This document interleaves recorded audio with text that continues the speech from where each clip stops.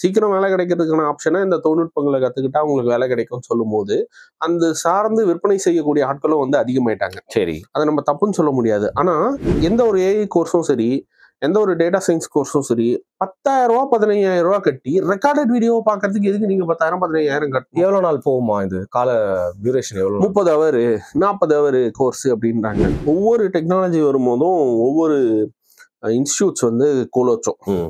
அந்த இன்ஸ்டியூட்ஸ் வந்து கோலோச்சி அதுல வந்து ஷார்ட் டேர்ம்ல பணம் பார்த்துட்டு போறதுக்கு இது ஒரு வாய்ப்பு. ரைட். அந்த கோச்சிங் இன்ஸ்டியூட்ஸ் 2 இல்ல 3 வருஷம் தான் இருக்கும்.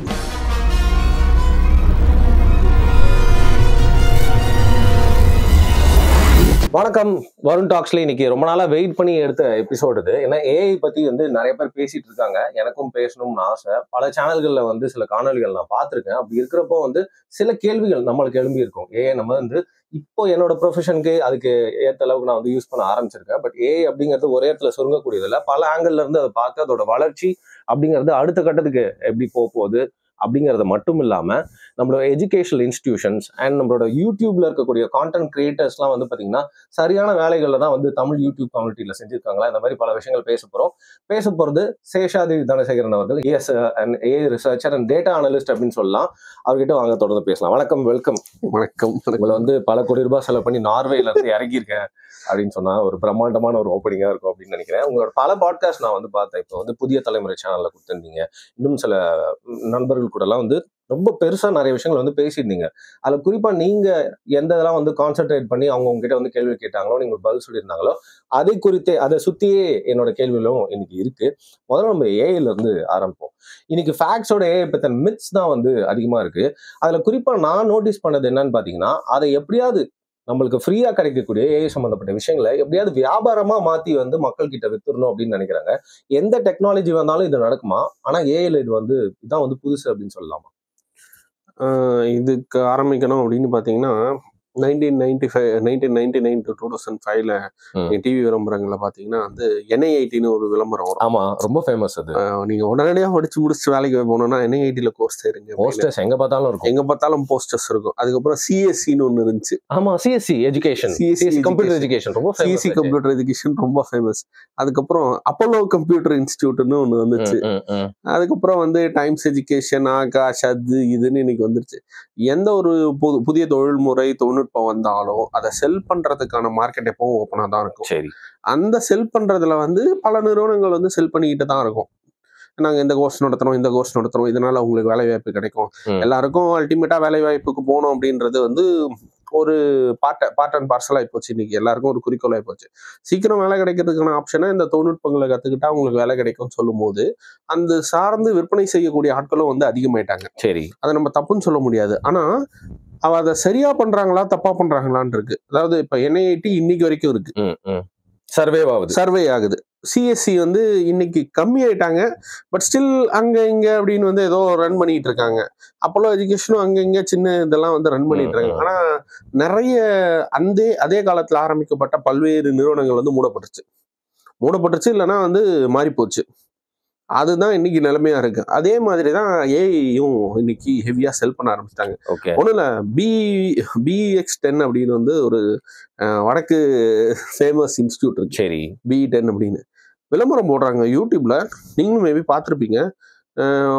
how much you earn 42 lakhs, what you are doing, I am a AI and ChatGPT expert. ரொம்ப ஃபேமஸ் ஆச்சு அந்த ஆட் ரொம்ப ஃபேமஸ். ஆனா அவங்க என்ன சொல்றாங்க, AI and ChatGPT expert அப்படின்னா I am LLM and ChatGPT expert அப்படின்னாங்க. ChatGPTன்றது ஒரு டூலு. அதுல நீ எக்ஸ்பர்ட்டா இருந்தாலும் உனக்கு வேலை கிடைக்காது ராஜா. அதுல வந்து 42 லட்சத்துக்கு வந்து ஐடில வேலை கொடுத்து எடுக்கிறாங்கன்றதே வந்து ஒரு பெரிய போலியான செய்தி இல்லையா? அது அப்படிலாம் இல்லை. நீங்க ChatGPT எக்ஸ்பர்ட்டா இருந்தா என்னவா இருந்தா என்ன, அதை ரோட்ல போற நீங்க ஒரு 8 வயசு பையன் 10 வயசு பையன்ட்டு நீங்க ஒரு மாசம் ChatGPT கொடுத்தீங்கன்னா அவன் உங்களை விட சூப்பரா யூஸ் பண்ணுவானு.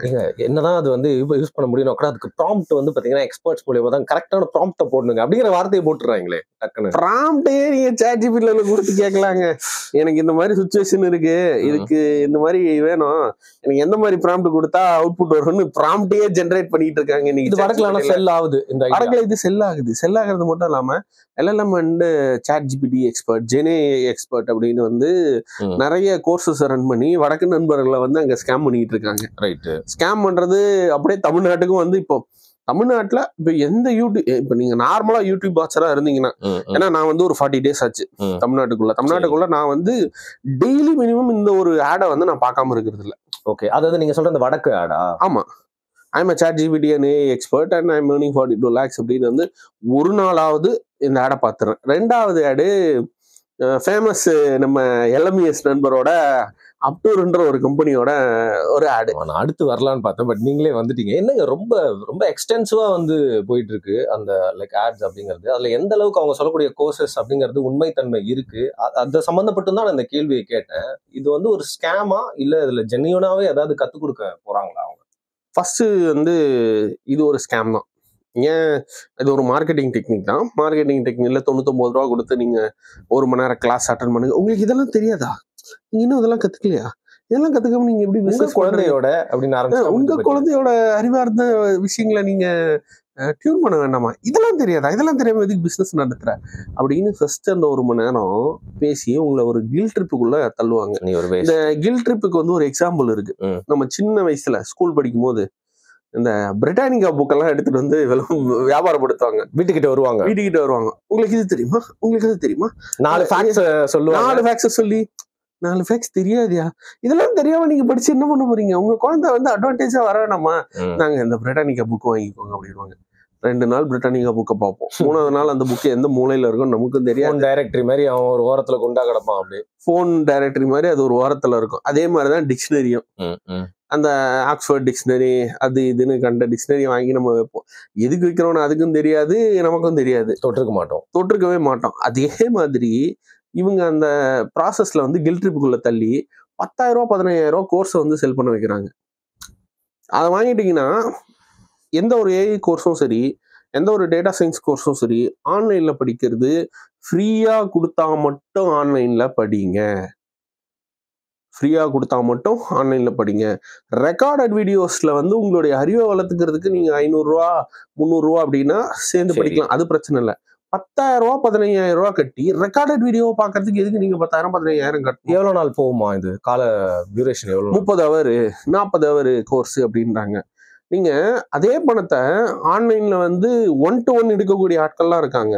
அவங்கள்ட்ட கொடுத்து நீங்க இன்னும் பெட்டரா கத்துக்கலாமே. ஒரு 1-to-1 பேசி நீங்க கத்துக்கிறதுக்கும் எவனோ ரெக்கார்ட் பண்ண ஒரு வீடியோவை பார்த்து கொஸ்டின் பண்றதுக்கும் உங்களுக்கு நிறைய வித்தியாசம் இருக்குல்ல. நிச்சயமா அதுக்கான அமௌண்ட் வந்து ஒர்த் இல்லையே. 20,000 ரூபா கொடுத்து ரெக்கார்டட் வீடியோ பாரு அப்படின்னா நீங்க பாப்பீங்களா? ஏன் பார்க்கணும்? அந்த ரெக்கார்டட் வீடியோவை இன்னும் கொஞ்ச நாள் யூடியூப்ல எடுத்து போட்டுருவோம். கோர்செரான்னு ஒரு வெப்சைட் இருக்கு. கோர்செராவோட ஆண்ட்ரூ என்ஜி வந்து one of the famous pioneer for AI and ML. அவர் என்ன பண்ணாரு, ஃபர்ஸ்ட் கோர்செரால கோர்ஸ் எல்லாத்தையும் போட்டாரு. அதுக்கப்புறம் கொஞ்ச நாள் கழிச்சு அதெல்லாம் யூடியூப்ல வந்துருச்சு. யூடியூப்ல ஹெவியா ஓடுது இன்னைக்கு வரைக்கும். 120 வீடியோஸ் நீங்க ஆன்லைன்லயே 10 கத்துக்கலாமே. அதுக்கு முன்னாடி காசு கொடுத்து ஏமாந்தவன் தான். இப்போ எல்லாருமே ஏமாந்தவங்கன்னு கூட சொல்ல முடியாது. ஏன்னா அவங்க எல்லாருக்கும் வெரிஃபைடு அவங்க சர்டிபிகேட் தராங்க. சரி, okay. Certificate at least world wide recognisable. கோர்செரான்றது வேர்ல்டு வைடு பல்வேறு இன்ஸ்டிடியூஷன்ஸ்னால அங்கீகரிக்கப்பட்டது. அதனால அட்லீஸ்ட் அந்த சர்டிபிகேட்டுக்குன்னு ஒரு மதிப்பாவது இருக்கு. அகாடமிக் வேர்ல்டுலயும் சரி, வேலைக்கு போற இடத்துலயும் சரி. இப்போ அப்டாரோட நான் இந்த ஒரு சர்டிபிகேட் நான் முடிச்சிருக்கேன்னா அப்டார் முதல்ல யாருன்னு கம்பெனிக்காரன் கேட்பான்ல, நீங்களே சொல்லுங்களேன், அவன் யாரா அப்படின்னு கேட்பான்ல. நீங்க என்ன ஒரு கிரேட் லேர்னிங் இன்ஸ்டிடியூட்டா, இல்ல ஒரு சிம்பிளி லேர்னிங் இன்ஸ்டிடியூட்டா, இல்ல வேற ஏதாவது ரெகக்னைஸ்ட் இன்ஸ்டிடியூட்டா? ஏதாவது ஒரு இடத்துல ரெகக்னிஷன் வாங்கிருக்கீங்களா? இல்ல. ரெகக்னிஷன் வாங்காம நீங்க ஒரு கோர்ஸ் ரன் பண்ணி 15,000 20,000 அவங்களுக்கு நான் பிசினஸ் சொல்லி தரேன், அவங்களுக்கு டேட்டா சயின்ஸை கத்து தரேன் அப்படின்னா what is the outcome? Major outcome வேலைக்கு போகணும். வேலைக்கு போற நிறுவனங்கள் வந்து நான் அப்டர்ல முடிச்சிருவேன், யாருப்பா இவங்க எனக்கு தெரியாது அப்படின்னு ஒரு வாரத்துல முடிச்சுட்டு போறதுக்கான வாய்ப்புகள் அதிகம். ஆனா இவங்களோட டார்கெட் எப்படி இருக்கு அப்படின்னு பாத்தீங்கன்னா, ஃபர்ஸ்ட் யூடியூப்ல மார்க்கெட்டிங் பேச ஆரம்பிச்சு ஃபேமஸான மிட்ஸ் எல்லாத்தையும் உடைச்சு அதன் மூலமா வந்து ஒரு ட்ரஸ்ட்வர்தினஸ் ஆடியன்ஸ் கிட்ட உருவாக்கி பெரிய சப்ஸ்கிரைபர் பேஸை வந்து மில்லியனுக்கு மேல உருவாக்கிடுறது. அதுக்கப்புறம் தான் அவங்க பொருள் விற்க ஆரம்பிச்சாங்க. LMES அகாடமிக்கு வாருங்கள், உங்கள் குழந்தைகள் 8 வயதிலிருந்தே இது பண்ணணுமா. அவரோட ஒரு ஃபேமஸ் ஆட் ஒன்று இருக்கு. IIT JEE உங்க குழந்தைங்களை நீங்க தயார் பண்ணணுமா, உடனே இதுல சேருங்க. மேக்ஸ்ல அவன் கம்மி மார்க் எடுத்தாலும் ஜேடபிள்யூல அவனை நான் பாஸ் பண்ண வைக்கிறேன் அப்படின்னு வந்து பேசின ஆடெல்லாம் ரொம்ப ஃபேமஸ். மேக்ஸ் தெரியாம அவன் ஜேடபிள்யூ பாஸ் பண்ணி இன்ஜினியரிங்ல போய் அவன் என்ன பண்ண போறான்? M1 தாண்டுவானா? M1 பாஸ் பண்ணுவானா அவனால?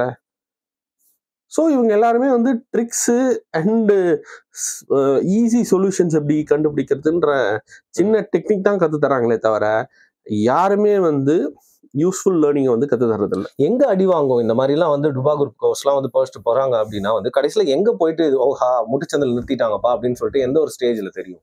எந்த ஒரு ஸ்டேஜ்ல தெரியும் அப்படின்னு பாத்தீங்கன்னா, நீங்க காலேஜ் ஜாயின் பண்ணி இப்போ நீட் ஜேடபிள்யூ எல்லாம் பாஸ் பண்ணிட்டீங்க. இப்போ எய்ம்ஸ்ல இருந்து எனக்கு ஒரு ரிப்போர்ட் வந்துருக்கு. ஃபர்ஸ்ட் இயர் பேப்பர் ஃபிசியாலஜியில் மட்டும் வந்து 118 பேர் எய்ம்ஸில் ஃபெயிலு. எய்ம்ஸ்ன்றது one of the top premier institute of எய்ம்ஸ்லேயே ஒருத்தனால வந்து நீட்டை கிராக் பண்ணி அதுவும் டாப் 98%, அதாவது 700லேருந்து 720க்குள்ள மார்க் எடுத்து அவனால் சீட்டு வாங்கி சேர முடியுது. ஆனால் அவனால் சப்ஜெக்டை படித்து பாஸ் பண்ண முடியல. எல்லாம் படிக்கிற பசங்க தான் பேசிக்கலி. நீட்டை பாஸ் பண்ண பாஸ் பண்ணதுக்கு மட்டும் அவனை ட்ரெயின் பண்ணி அனுப்பியிருக்காங்க. பக்காவா நீட்ல மட்டும் 720க்கு 700 எப்படி எடுக்கணும்ன்ற விஷயத்த மட்டும் ஃபீட் பண்ணி அமைச்சிருக்காங்க. ஆனா அவனுக்கு எந்த இடத்துலயும் வந்து அந்த சப்ஜெக்ட் ஆழ்ந்து புரிஞ்சு படிக்கிறதுக்கான வாய்ப்பா அவனுக்கு கொடுக்கல. இந்த ரெண்டும் வேற, இந்த ரெண்டு கான்செப்டையும் வேற, இந்த ரெண்டும் வந்து அவங்க தனியா பார்த்து நாங்க அவனை நீட்டுக்கு மட்டும் தயார் பண்ணி அனுப்புறோம், ஜேடபிள்யூக்கு மட்டும் தயார் பண்ணி அனுப்புவீங்க. தயார் பண்ணி அனுப்பிட்டு அவனால அந்த கோர்ஸே முடிக்க முடியாம போச்சுன்னா இங்க தடிக்கணும் தான். அந்த டி நகர் இப்போ என் ஸ்டுடியோ இருக்க சுத்தி இடத்துல பாத்தீங்கன்னா சத்தியமா சொல்றேங்க, எக்ஸாஜரேட் பண்ணல, 2 தெரு கோடு இடத்துல வந்து நீட் கோச்சிங் சென்டர் இல்லை வேற ஏதாவது கோச்சிங் சென்டர் வந்து அவ்வளோ முளைச்சிருக்கு. அதுக்காகவே பில்டிங் கட்டி விட்ட இடம் அவ்வளோ இருக்கு. ஸோ பேசிக்கலி இது ஒரு நல்ல செயின் ஆஃப் பிஸ்னஸா தெரியுது இல்லையா? ஏன்னா அந்த கோச்சிங் சென்டர் போட்டோன்னா அதுக்கு பக்கத்துலேயே வந்து பார்த்தீங்கன்னா ஒரு ஜூஸ் கடை போட்டுறான், ஒரு பிரெட் ஆம்லெட் கடை, ஒரு டீ கடை போட்டுறான். ஸோ இது வந்து ஈகோ சிஸ்டம் மாதிரி உருவாயிருச்சு. கடந்த 3 வருஷமா தான் நான் இதை வந்து அதிகமாக பார்க்குறேன். ஸோ பேசிக்கலி ஒரு அந்த கேட்டகரி உருவாக்கி கோவிடோட செகண்ட் வேவ் முடிஞ்சதுக்கு அப்புறம் ஸோ நீங்க சொல்றதை பார்த்தா வந்து இந்த மாடு ஆடு மாதிரி வந்து ஒரே ஒரு ப்ராஜெக்டை மட்டும் முடிக்கிறதுக்கு மட்டும் அவன் ட்ரெயின் பண்ணி அனுப்புறாங்க. ஸோ பேசிக்லி நீட்டோட ஒரு ஃபெயிலியர்ல ஒரு அவுட்கம் மாதிரி தான் இது வந்து தெரியுது அப்படின்னு சொல்லலாம். இதுக்கு பேசிக்கா போனோம்னா கோட்டாவை பத்தி பேசணும். ராஜஸ்தான்ல இருக்க கோட்டால வந்து ஜேடபிள்யூ கிளியர் பண்றதுக்காகவே ஏகப்பட்ட பேர் போவாங்க. நீட்டையும் இப்போ சேர்த்துக்கலாம். அதுல வந்து கோட்டா வந்து ஃபேமஸ் வெப் சீரிஸ் கூட வந்திருக்கு. மேபி நீங்க பார்த்துட்டு தான் தெரியும். அங்க கொடுக்கப்பட்ட ப்ரெஷர் இப்படி. அங்க வந்து கோட்டால வந்து 10,000 ரூபாய்க்கும் கோச்சிங் இன்ஸ்டியூட் இருக்கு, 10 லட்ச ரூபாய்க்கும் கோச்சிங் இன்ஸ்டியூட் இருக்கு. ஸோ பேசிக்கலி இது காம்படிட்டிவ் எக்ஸாம்ஸ் இது பண்றதுக்காக கோச்சிங் இன்ஸ்டியூட் நகரம் ரொம்ப பெரிய பேருள்ள ஒரு இடம், ஒரு பெரிய பேருள்ள நகரம். அதாவது நார்த்ல கோட்டானா நம்ம ஹைதராபாத்துக்கு வந்து அமீர்பேட், ரைட்? மேபி நீங்க கேள்விப்பட்ட ப்ராஜெக்ட்டை முடிச்சு கொடுக்கறதுக்கு சில இடம் இருக்கிற மாதிரி இங்க போயிட்டு கோச்சிங் இன்ஸ்டியூட்டுக்கு ஆனா ஏரியா, அந்த ஏரியால கோட்டால போயிட்டீங்கன்னா 10,000 ரூபாய் நீங்க படிச்சு ஒரு வருஷம் முழுக்க படிக்கிறதுக்கும் ஒரு கோச்சிங் இன்ஸ்டியூட் இருக்கும், 10 லட்ச ரூபாய் கட்டி படிக்கிறதுக்கும் ஒரு கோச்சிங் இன்ஸ்டியூட் இருக்கும். ரெண்டு எக்ஸ்ட்ரீம் லெவல்ல இருக்கும். சுத்தி நீங்க சொன்ன மாதிரியான ஒரு எக்கோ சிஸ்டம் தான். சுத்தி பிஜி இருக்கும், சுத்தி வந்து வீடு வாடகைக்கு கொடுக்கப்படும். அதிக ரேட்ல இருந்தும் குறைந்த ரேட்ல இருந்தும். உனக்கு பணம் இருந்தா அதிக ரேட் தங்குவேன், பணம் இல்லைன்னா கம்மியான ரேட்ல தங்குவேன். அதுக்கேத்தார் போல ஒரு அதாவது கோ என்விரான்மெண்ட் சிஸ்டத்தையே வந்து அவங்க ஆக்டிவேட் பண்ணியிருப்பாங்க, செட்டப் பண்ணி அந்த ஹோல் ஏரியாவே வந்து அந்த கோச்சிங் இன்ஸ்டியூட்ஸால தான் வந்து ரன் செய்யப்படும். இன்ட்ரெஸ்டிங்ல அது ஒரு பெரிய உலகம். அது ஒரு பிளாக் மார்க்கெட் மாஃபியா மாதிரி, அது ஒரு தனி மாஃபியா. அந்த மாதிரி தான் வந்து தமிழ்நாட்டிலயும் இப்ப வந்து டி நகர்ன்ற ஒரு பாயிண்ட் வந்து அந்த மாதிரி ஆயிப்போச்சு.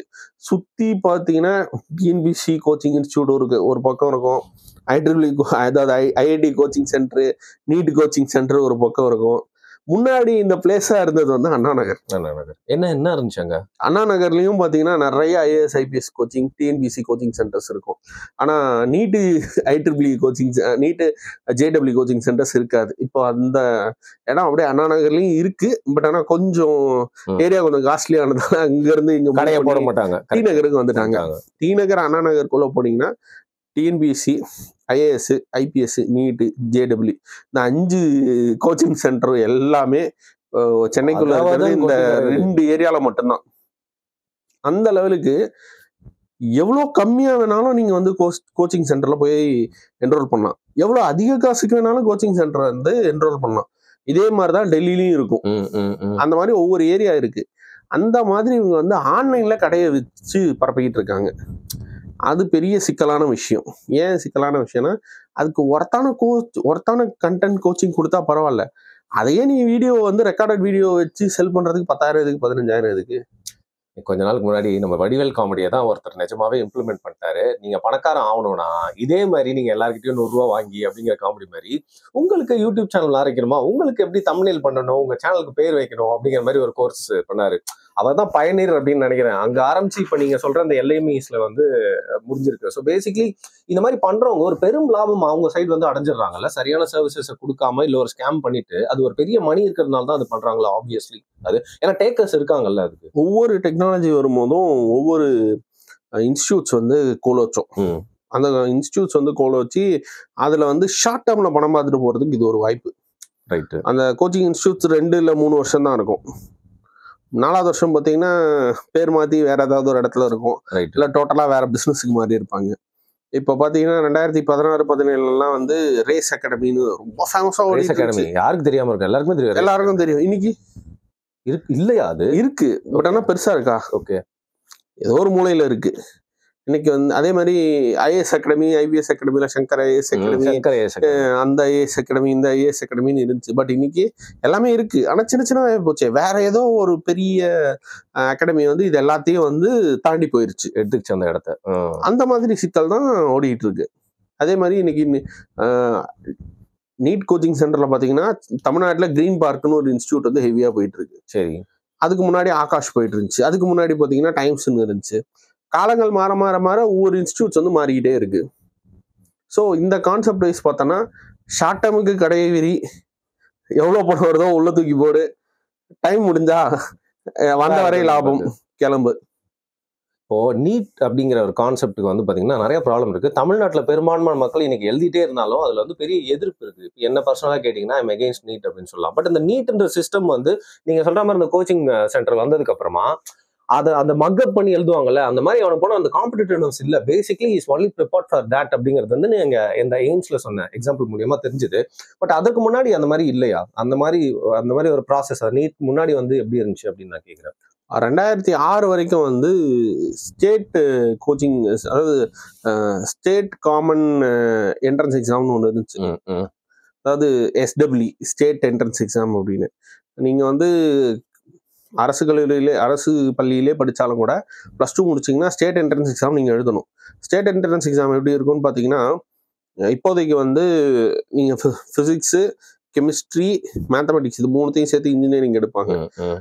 பயாலஜி, ஃபிசிக்ஸு, கெமிஸ்ட்ரி, இல்லை பாட்டனி, ஜுவாலஜி, ஃபிசிக்ஸு, கெமிஸ்ட்ரி இந்த 4த்தையும் சேர்த்து வந்து மெடிக்கலுக்கு எடுப்பாங்க. சரி. அதில் எப்படி இருக்கும்னு பார்த்தீங்கன்னா 300 மார்க்ஸ் வந்து கான்செப்ட் இருந்துச்சு. அப்போ 300 மார்க்ஸ்ல வந்து 150 மார்க்ஸ் வந்து யோர் +2 மார்க்ஸ்.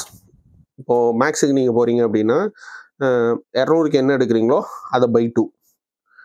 அடுத்து வந்து நீங்க பிசிக்ஸ் கெமிஸ்ட்ரியில் எவ்வளோ எடுக்கிறீங்களோ by4.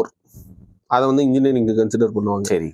இன்ஜினியரிங்க்கு கன்சிடர் பண்ணி இப்போ by4ன்னு கணக்கு பார்த்தீங்கன்னா 200 மார்க்ஸ் வந்து உங்களுக்கு வந்து 300ல 200 மார்க்ஸ் உங்களுக்கு வந்து இதில் வந்துடும் நீங்கள் படிச்சு எடுக்கிறதுல. மீதி 100 மார்க்ஸுக்கு தான் நீங்கள் எக்ஸாம் எழுதுவீங்க. அந்த 100 மார்க்ஸில் 250, 260, 280 அப்படியே வரும் சேர்ந்து.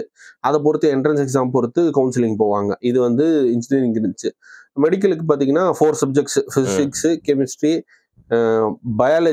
பயாலஜி குரூப் எடுக்கிறவங்களுக்கு அந்த ஒரு சப்ஜெக்டா by2. அப்படி இல்லை பாட்னி ஜுவாலஜி எடுத்தீங்கன்னா எல்லாத்தையும் வந்து by4. Okay. 50, 50, 50, 50, 100 marks from entrance exam நீங்கள் எழுதுறதுல இருந்து. அந்த 300ல யார் ஃபர்ஸ்ட் வருவாங்களோ அவங்களுக்கு ஏற்ற மாதிரி பண்ணிட்டு இருந்தாங்க. அந்த 300 மார்க்ஸ் வரும்போதெல்லாம் வந்து நாமக்கல் குரூப்ஸ் ஆஃப் ஸ்கூல்ஸ் வந்து அப்பெல்லாம் அதுல வந்து கொஞ்சம் டாப்ல இருந்தாங்க. ஆமா, உண்மைதான். என்ட்ரன்ஸை போட்டு அவங்களே வந்து உள்ள இன்க்ளூட் பண்ணி கொடுத்து ஒர்க் பண்ணாங்க. அப்புறம் என்ட்ரன்ஸை ரிமூவ் பண்ணாங்க. ரிமூவ் பண்ணதுக்கு அப்புறம் என்னாச்சு அப்படின்னு பார்த்தீங்கன்னா, டோட்டலா யாரு ஸ்டேட் ஃபர்ஸ்ட், ஸ்டேட் செகண்ட் வராங்களோ அவங்க எல்லாருக்கும் சீட் அதிகமா இருக்கு. நாமக்கல் ஸ்கூல்ஸ் திரும்ப அதுல வந்து புஷ் பண்ணாங்க. அதுலயும் வந்து இப்போ ப்ளூ பிரிண்ட்னு ஒரு கான்செப்ட் இருந்துச்சு. ப்ளூ பிரிண்ட் எப்படின்னா, இந்த பாடத்துல இந்த பகுதியில இருந்தா கொஸ்டின் கேட்கப்படும், வேற எந்த பகுதியில இருந்தும் கொஸ்டின் கேட்கப்படாதுன்னு அவங்க வந்து இங்க 1 மார்க், இங்க 2 மார்க், இங்க 3 mark. It will be very precise and direct. Precise and டைரக்டா இருந்தா நீ அதை மட்டும் தான் படிப்ப. அந்த பாடத்தோட மொத்த பகுதியை நீங்க படிக்க தேவையில்லை. அப்படி இருக்கும். அப்படி இருந்ததுனால ஏகப்பட்ட பேர் வந்து சென்டம்ஸ் எல்லாம் வர ஆரம்பிச்ச உடனே தான் வந்து ஓகே இது எங்கோ ராங்கா போகுது அப்படின்னு மாற்ற ஆரம்பிச்சாங்க. சிலபஸ் 2010 சமச்சீர் வந்துச்சு. 2015-16 புதுசாக சிலபஸ் அப்டேட் பண்ணாங்க. அப்புறம் இப்போ சிலபஸ் ஓடிட்டு இருக்கு, அந்த சிலபஸ் தான். ரைட்டு. இப்போ நீட் வந்ததுக்கு அப்புறம் தான் இந்த சுச்சுவேஷன் வந்து நாமக்கல் ஸ்கூல்ஸ்க்கு ஒரு டிப் வந்துச்சு. டிப் வந்து திரும்ப ஒரு 2-3 வருஷத்துக்குள்ள அவங்க நீட்டை எப்படி டேக் ஓவர் பண்ணணும்னு இப்ப ஆரம்பிச்சு ஒரு வருஷம் நீட் ரிப்பீட்டர்ஸ் கோர்ஸ்லாம் இப்ப நடத்த ஆரம்பிச்சிட்டாங்க நாமக்கல்ல. அவங்க அப்படி அந்த பக்கம் ரன் பண்ணிட்டு இருக்காங்க, காம்படிட்டிவா வர பாக்குறாங்க அப்படி. ஆமா, இது சிம்பிளா சொன்னா எந்த பிசினஸ் வந்தாலும் அந்த பிசினஸுக்கு ஏற்ற மாதிரி அவங்கள மாத்திக்கிறாங்க. எந்த எக்ஸாம் வந்தாலும் நீட் வந்தாலும் சரி, ஜேடபிள்யூ அடாப்ட் பண்ணிக்கலாம்னு சொன்னா நம்ப மாட்டீங்க. பிஃபோர் 2022 தமிழ்நாடு ஸ்டூடெண்ட்ஸ் வந்து அவ்வளவு ஜேடபிள்யூ எழுத மாட்டாங்க.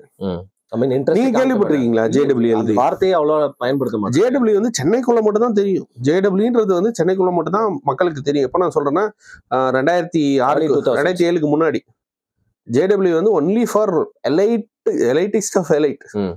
அந்த 1% டாப் சொல்லுவோம்ல, SBOA, DAV, அங்க படிக்கிறவனுக்கு மட்டும் தான் ஜேடபிள்யூ பத்தி தெரியும். மற்றவெல்லாம் வந்து ஸ்டேட் என்ட்ரன்ஸ் எக்ஸாம் தான் எழுதுவோம். ஸ்டேட் என்ட்ரன்ஸ் எக்ஸாமையும் எழுத்ததுக்கு அப்புறம் எவனுக்கும் என்ட்ரன்ஸ் எக்ஸாம் எழுத வேண்டிய தேவையே இல்லை. இன்ஜினியரிங் போறவனுக்கு ஐடி நான் தேவையில்லை. ஐடி வேணா நான் ஜேடபிள்யூ எழுதிக்கலாம். ஐடி நான் போறதில்லை. அப்புறம் எதுக்கு நான் என்ட்ரன்ஸ் எக்ஸாம் எழுதுறோம்? +2 ஒழுங்கா படிச்சு பாஸ் பண்ணோமா, கவுன்சிலிங் போனோமா, கவுன்சிலிங்ல எனக்கு மார்க் கிடைக்கும் அப்படின்ற ஆப்ஷன்ல வந்து எல்லாரும் மறந்துருந்தாங்க. அப்புறம் நீட் வந்ததுக்கு அப்புறம் தான் ஓகே நீட்டுக்கே படிக்கிறோம், ஏன் ஜேடபிள்யூ படிச்சிடக்கூடாதா, படிச்சிடலாமே அதையும் அப்படின்ற ஒரு எண்ணம் வந்து வளர ஆரம்பிச்சு ரெண்டுத்தையும் மிக்ஸ் பண்ணி அடிக்க ஆரம்பிச்சிட்டோம். ரைட்டு. நீட்டு ஜேடபிள்யூ ரெண்டுத்தையும் சேர்த்து வந்து ஏதாவது ஒண்ணு கிடைக்கணும். இதுல சில பேர் ப்ரிசைஸா ஜேடபிள்யூக்கு மட்டுமே ப்ரிப்பேர் பண்றவங்களும் இருக்காங்க. அப்படி ப்ரிஃபரன்ஸ் வந்ததுக்கு அப்புறம் இப்போ டோட்டலா சேஞ்ச் மாதிரி ஜேடபிள்யூ இப்போ உள்ள வந்துருச்சு. இன்னும் கொஞ்ச நாள்ல ஆர்ட்ஸ் அண்ட் சயின்ஸ்க்கும் என்ட்ரன்ஸ் வருதுன்றாங்க. அது எப்படின்றது போக தான் தெரியும். குட்னு நினைக்கிறீங்களா இல்ல தேவையில்லாத ஆணின்னு நினைக்கிறீங்களா? என்ட்ரன்ஸ் எக்ஸாம்ஸ் வந்து தேவையில்லாத அணிதான். என்ட்ரன்ஸ் எக்ஸாம்ஸ் வந்து எப்பவுமே தேவையில்லாத பிரச்சனை. ரைட்டு. பெரிய மக்கள் தொகை இருக்குன்றதுக்காக அதை வடிகட்டணுன்றதுக்காக உங்கள்கிட்ட இன்ஃப்ராஸ்ட்ரக்சர் இல்லைன்றதுக்காக நீங்க கொண்டு வரப்பட்ட ஒரு வழிதான் வந்து என்ட்ரன்ஸ் எக்ஸாம். அந்த ஒரு சாக்கு, வடிகட்டுற சாக்கு தான் உங்ககிட்ட இன்ஃப்ராஸ்ட்ரக்சர் இல்லை அப்படின்னாலும் ஒரு வடிகட்டுறதுக்கு ஒரு சாக்கு தான் என்ட்ரன்ஸ் எக்ஸாம் அப்படின்னு சொல்றோம். ஆமா, ரைட். இப்போ நம்ம ஏஐ பத்தி பேச ஆரம்பிச்சு அப்படியே இந்த எஜுகேஷன் கோச்சிங் இன்ஸ்டியூட்குள்ள வந்துட்டோம். ஏன்னா அது ஒரு பெரிய உலகம்.